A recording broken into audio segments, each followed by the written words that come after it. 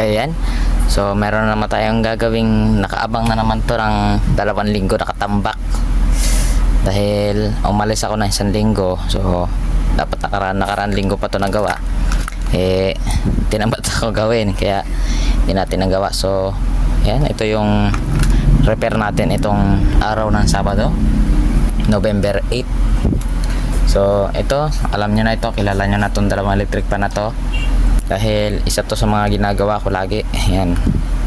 So ang problema nitong dalawa na itong isa na pala, bigla itong ito. Yan. Bigla itong huminto.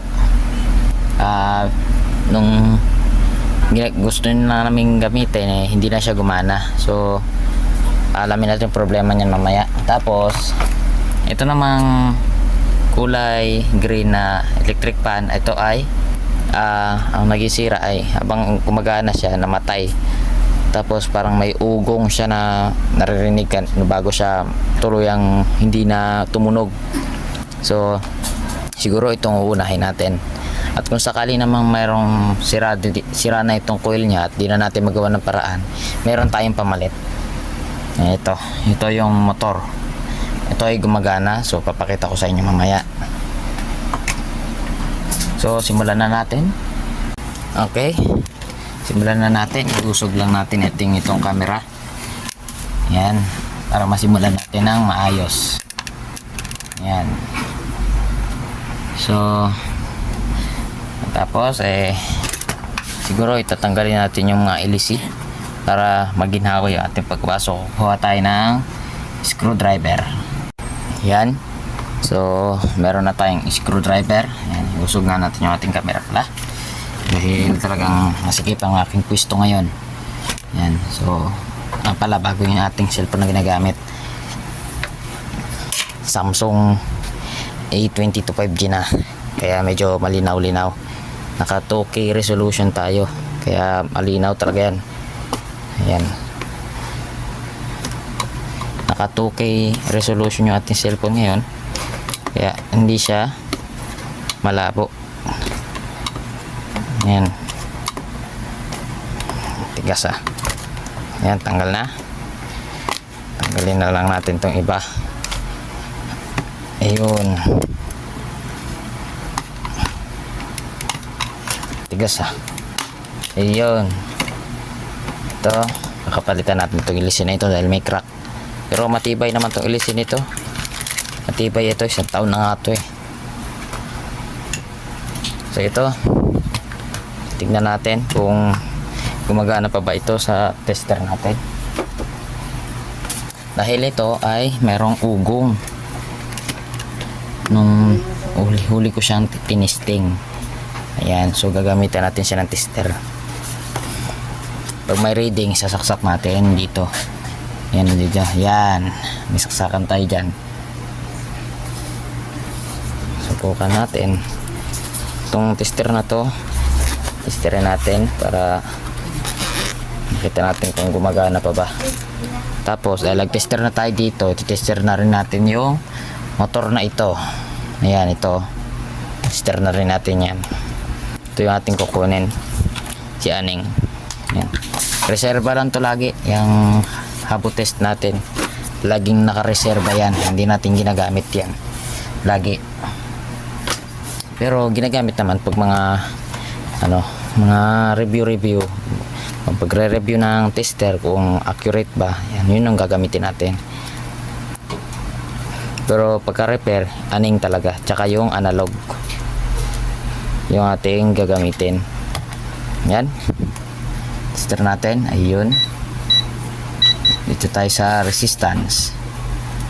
Ayun, pwede natin itong paa, ay itong niya, high voltage cover. Ayan, so 0.8 ohms. Bakit 0.8? Maayos naman itong tester ko. Dapat 0.03 yan Ayan, so 0.05. Okay, So meron tayong nare-reading sa ating tester. So dito naman tayo. Di pala, dito tayo sa isang oil. Yan. So para pag ginawa ka natin, wala. Yan o. Wala. Susuon natin. Natin kung gagana. Ayan, wala. O, walang reading.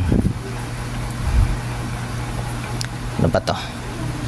I-clip na lang natin. Kuha ako ng alligator clip. Ayan, meron na tayong alligator clip. So testerin natin kasi kailangan nating masigurado na wala talaga siyang reading kung talaga bang no power siya. Tanggalin natin to mga test probes natin. Tapos babalik natin to. Aray ko. Tulis natin to. Yan. Tapos ito, balik natin sa tester. Ito naman yung ating gagamitin. Alligator clip na DIY improvise. Yan. Itong mga wire na to galing to sa mga sirang test probe. So yung binili ko kasi yung test probe na pointy, yung gold plated nasira kagad, kaya yung wire niya silicone pa naman din to. Silicone itong mga wire niya, kaya kinuha ko na lang.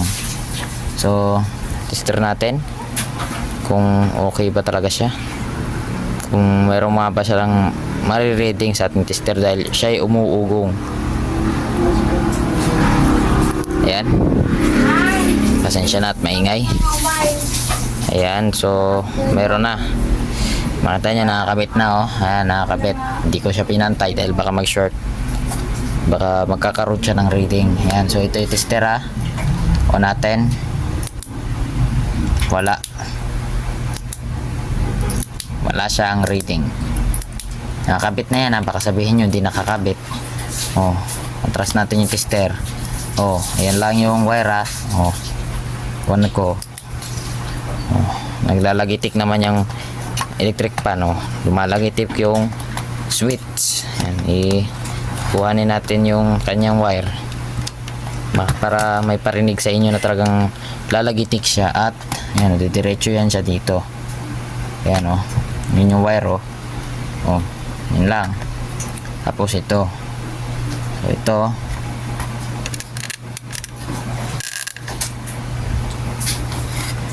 yan o. Wala talaga. Yan o. O. Yan, nakaangat. Pindutin ko. Yan, nalubog na. Tapos, tumutunog. Ayan, wala. So, confirm. So, patay natin yung... So, ito, bubuksan natin. So, kuha lang ako ng barena. Ayan, so meron na tayong barena. Ayan, so usog natin yung camera natin para kitang kita. Ayan, kitang kita yung ating gagawin. So itong tester natin ay patayin muna natin at itatabi natin para hindi tayo magulo. So ito, una nating tatanggalin ay ito. Ayan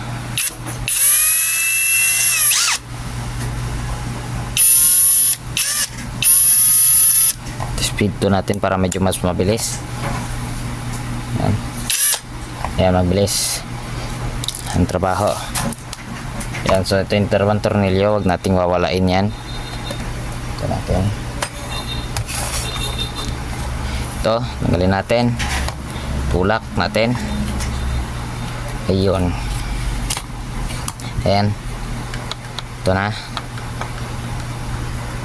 Tatanggal din pala ito pagpang. So ito tanggalin natin. Ayan, tanggal na. Tapos ito yung ating huhugutin. Ayan o, meron pa siyang wire. So ito, buksan rin natin. Ito, pinta natin ito dahil hindi nakakasya yung ating drill bit.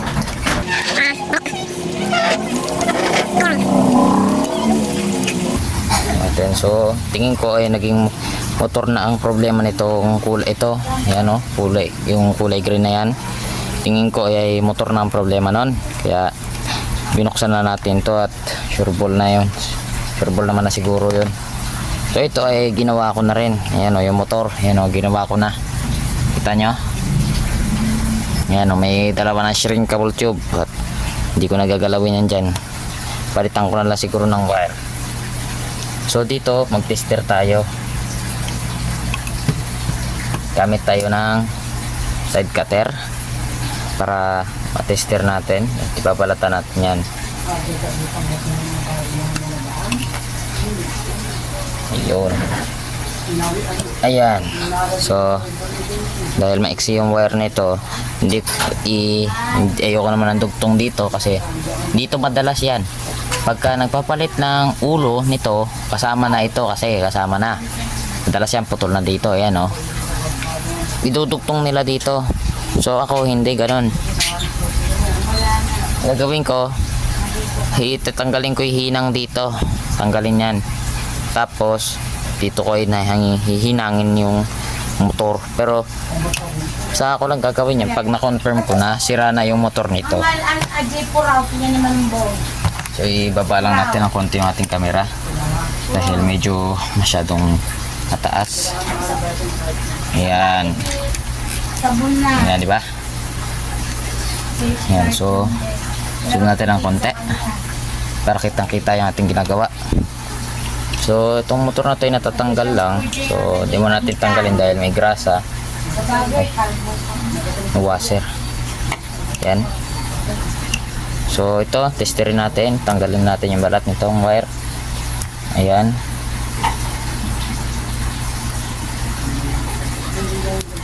Ayan. Well na, may balat na oh. Basta ngayon, testerin natin. Kunin natin yung tester.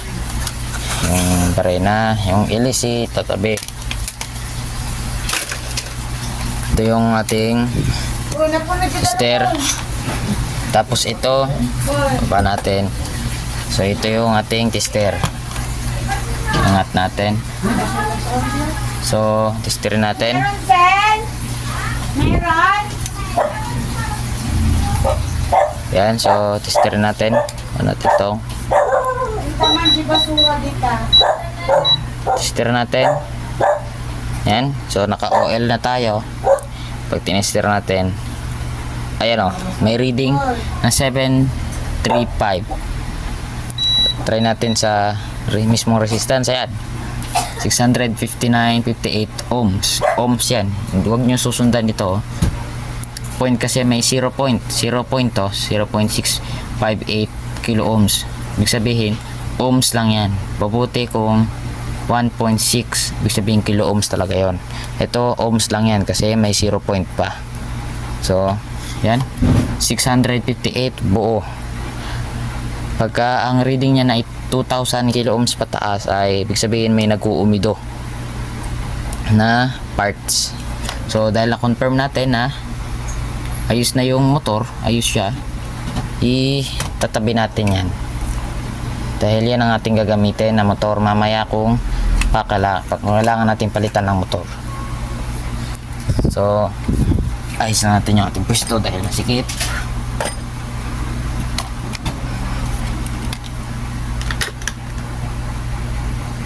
Yan. So ito magagamit to ha.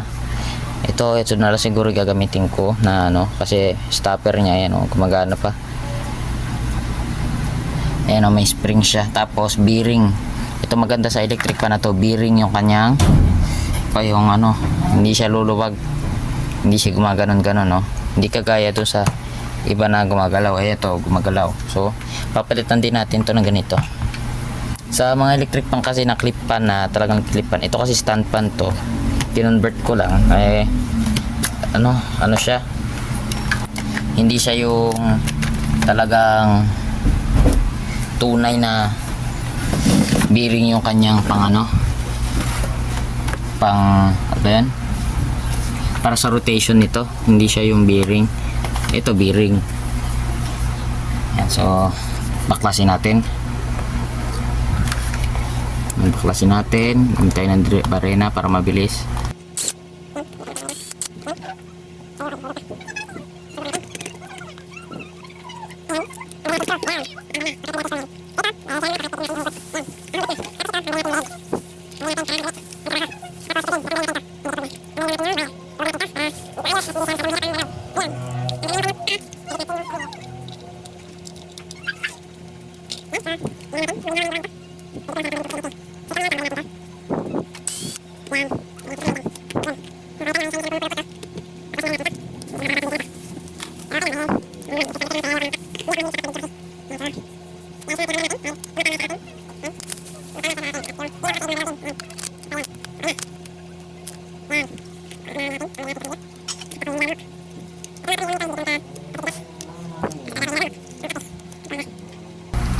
Ayan.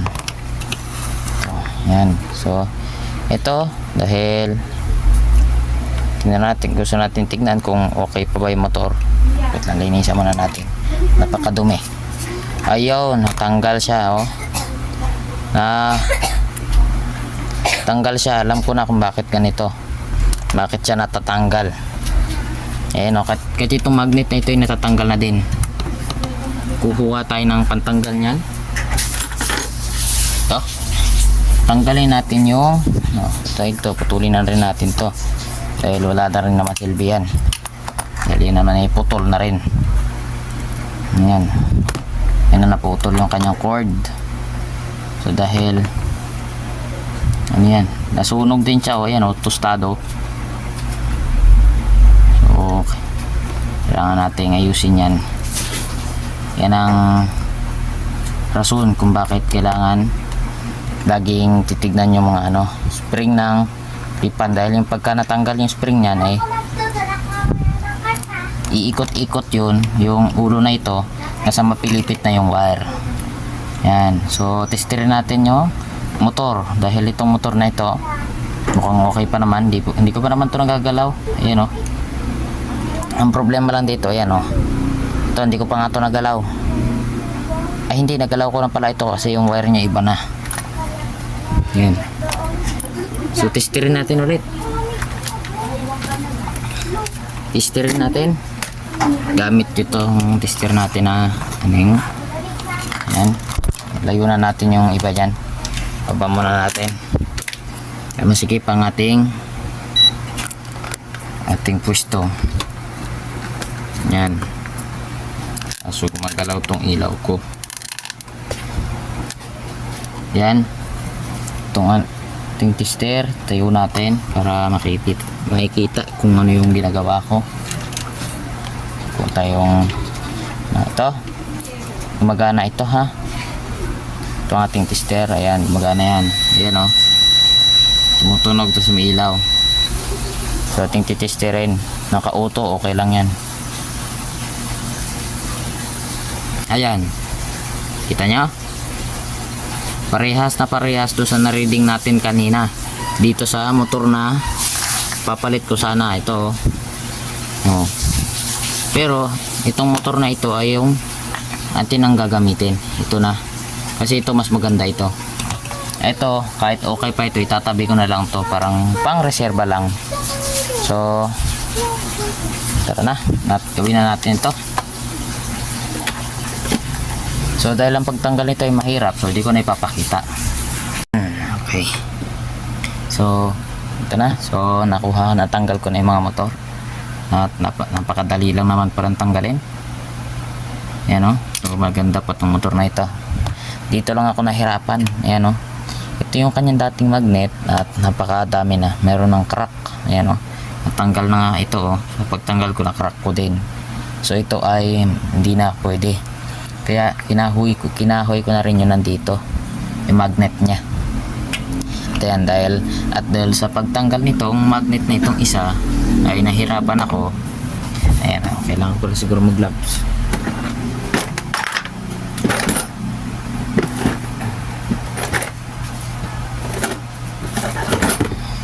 Yung blue yung ating gagamitin dahil masyadong malaki yung dilaw mas gusto ko to. Mga electric pa na lang siguro na pang customer.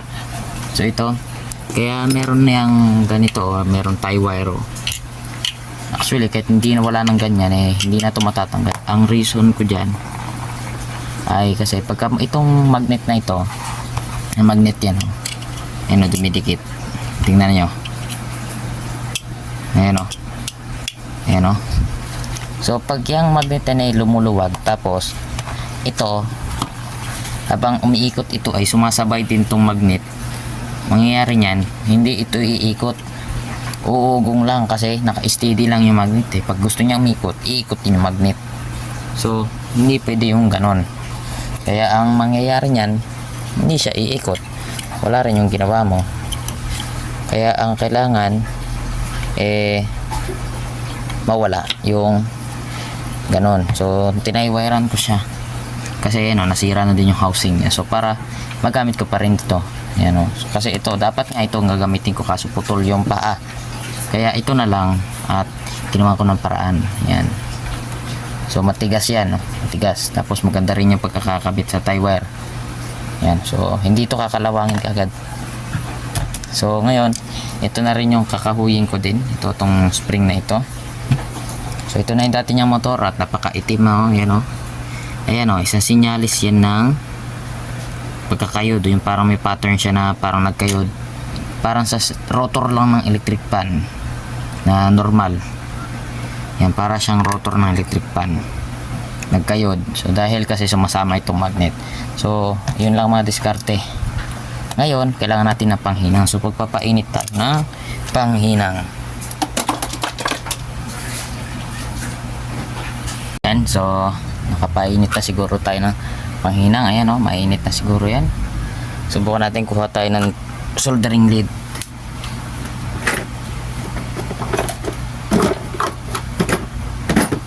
Ayan, kuha na tayo ng panlinis at soldering lead. Subukan natin kung okay na. Kung mainit na ba siya. Kung mainit na, maghihinang na tayo. Ayun, mainit na. Ayan na, okay na siya. Ayan, mainit na. May kagwang.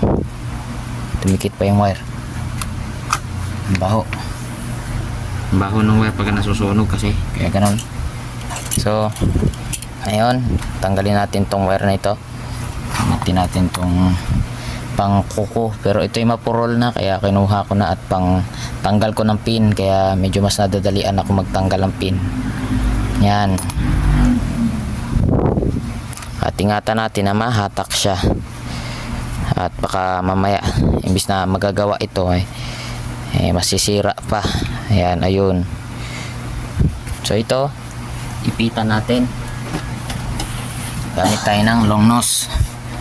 Ayan, iipit natin, ipit para lumuwag yung shrinkable tube.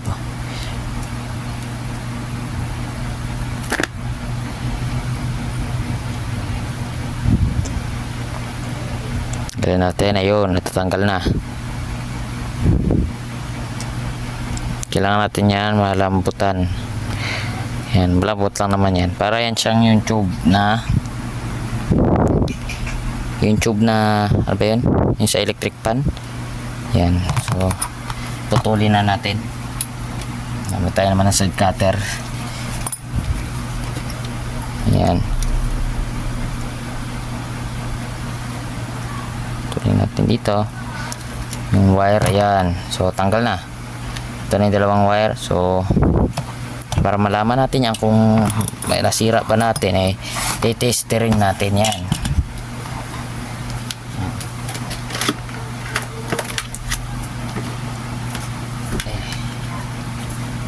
Testering natin.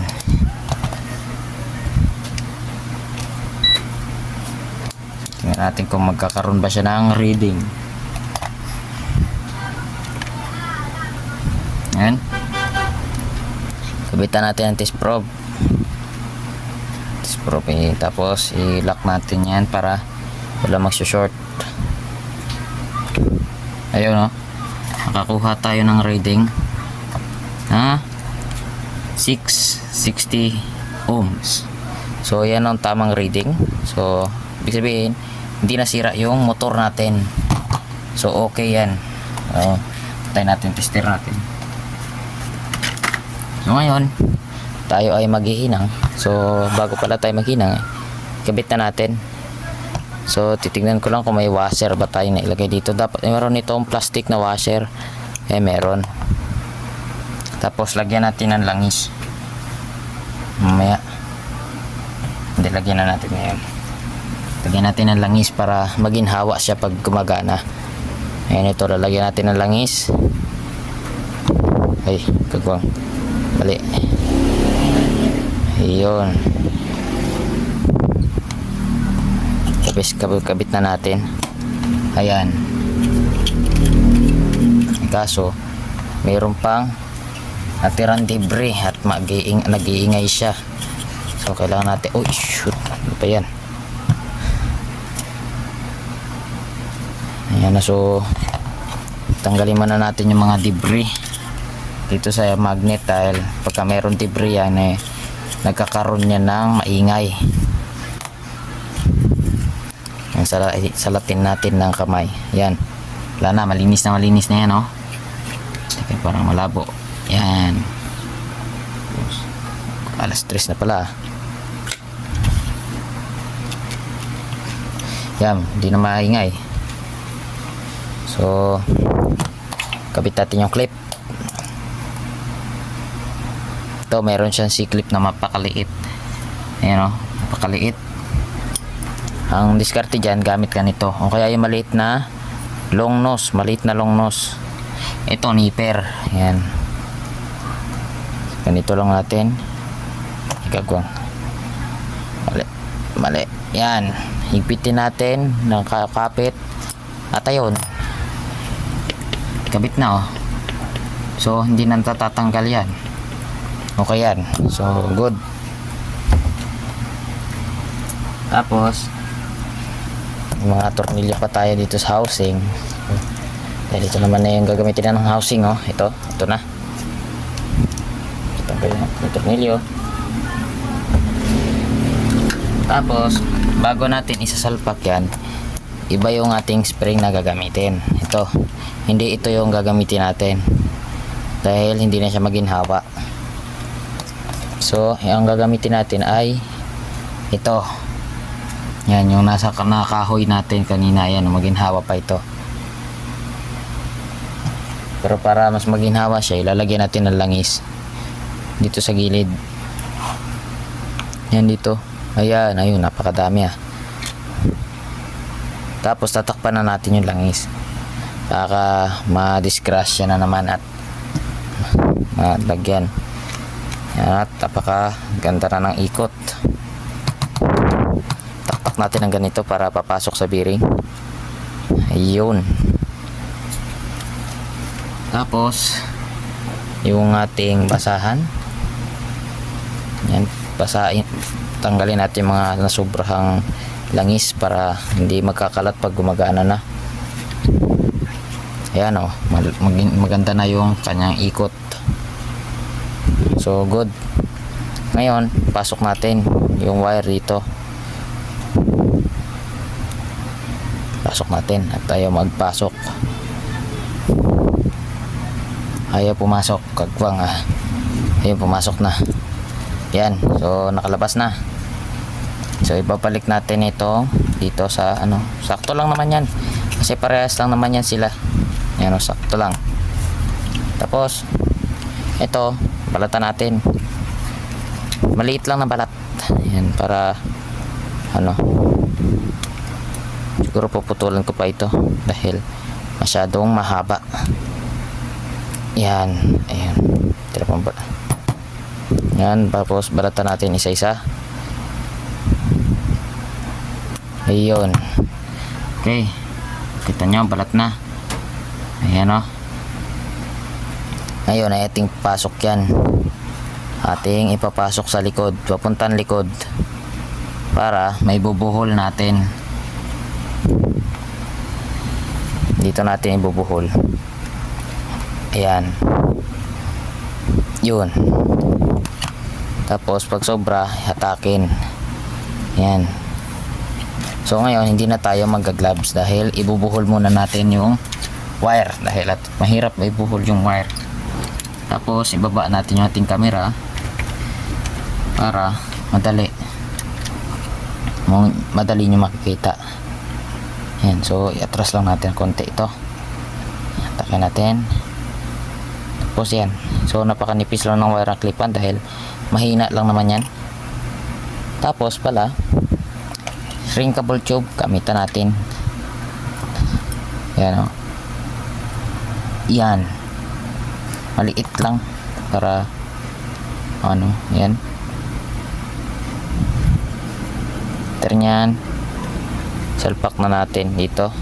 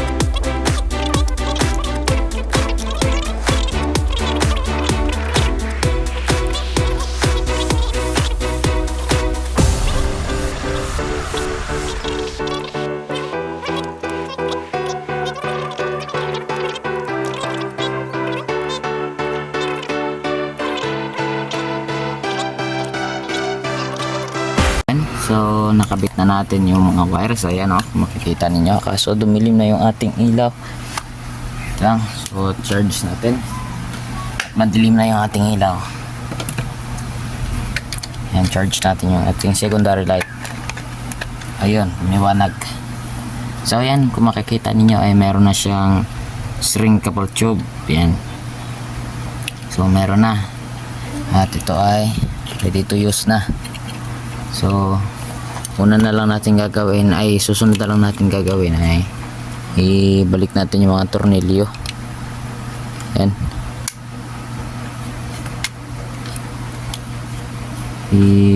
Sentro ko lang sa isang tornilyo na to. Sentro lang natin kung saan ba siya susuksok. Yan. Tingnan natin kung sumentro. Gamit tayo ng screwdriver. Pag ito ay sumentro, dapat ito ay hihigpit. Ayan, umihigpit naman. Ayan, umihigpit naman. Kaso ay hindi nga, hindi pala siya migpit. Ito na lang natin sa kabila. Ayun. Dapat ito ay hihigpit na. Ayun, umigpit na. Kaso ayun, ayun. Tapos ito man ay okay. Yun.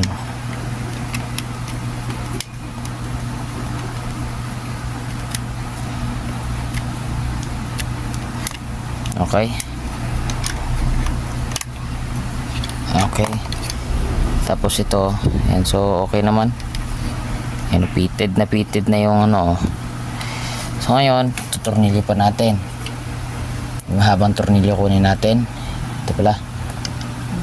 Yan. Tornilyo lang natin.